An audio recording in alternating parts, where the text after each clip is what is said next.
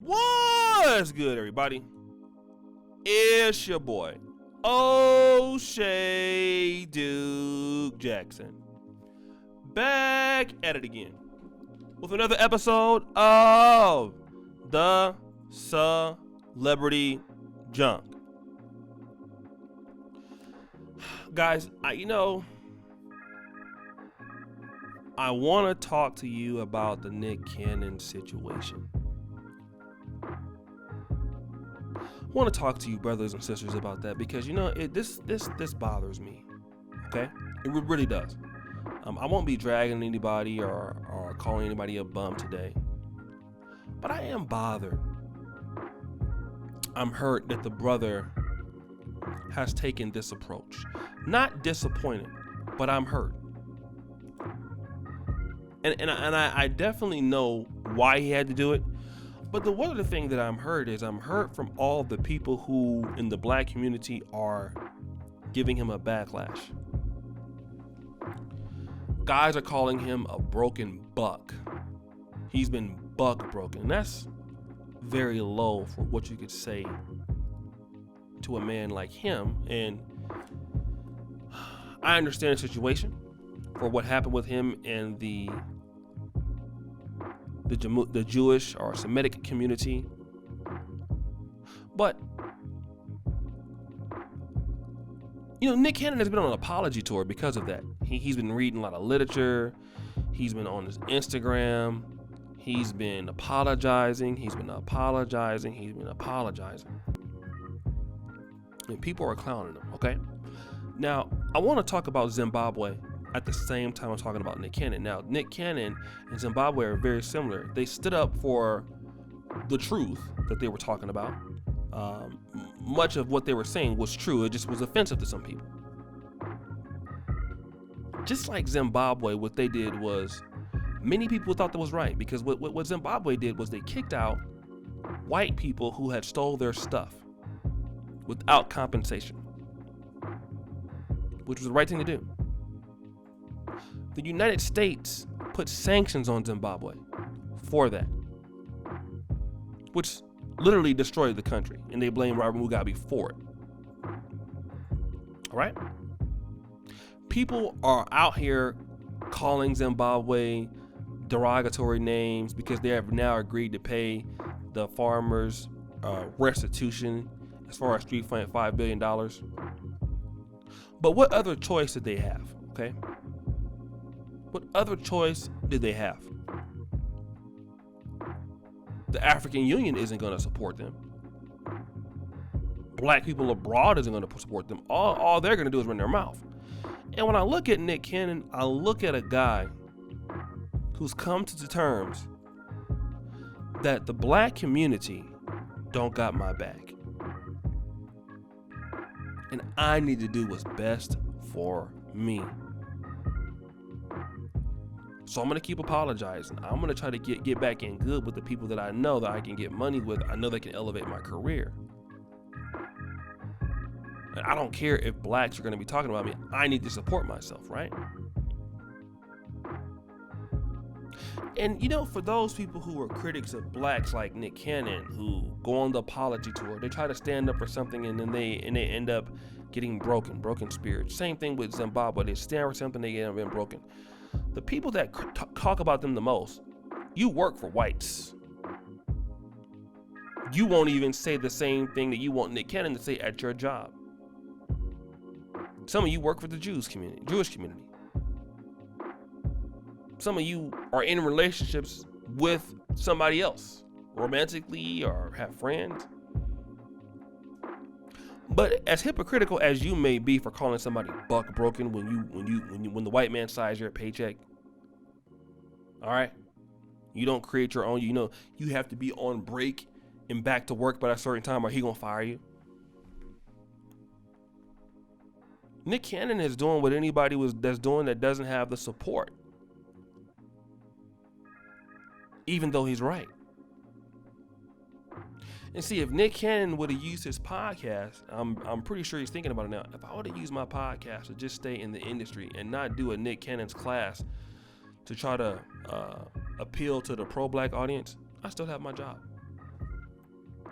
And you wonder why so many blacks go the route of the mainstream media. Jamie Foxx, and you know, they go to the white side of things, the liberal side of things. They keep it really clean.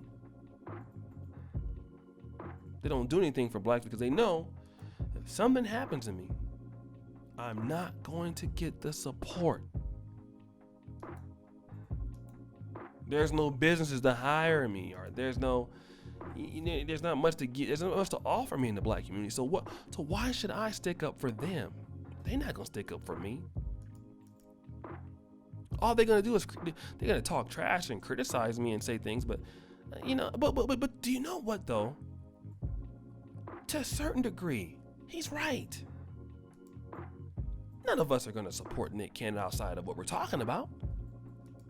You know, we'll roast them and we'll say, yeah, brother, you supposed to say that. But you know, what other company like Viacom can hire him? You know, it's not like a black company you can go, Puff Daddy maybe. But you wonder why some people end up having broke spirits. And when you're not unified and you don't have money to do things and you don't want to work together as a community, this is what happens to you. You can get mad about it and call him names and call him that. Meanwhile, as much as he's buck broken, you might want to look at yourself. You might want to analyze yourself and see if, you know what? Do I have the guts and the wherewithal to do what Nick Cannon did? You want him to stand on what he said. Well, you won't even say it. Nor will you stand. Because you'll be back working for Mr. Charlie tomorrow also. And I'm saying this because we need to have compassion for our people. You know, now you're calling him, you're going to cancel him because he's going back. No. Let's look at this and say, you know what? I hate to see our people like this. We don't have any power.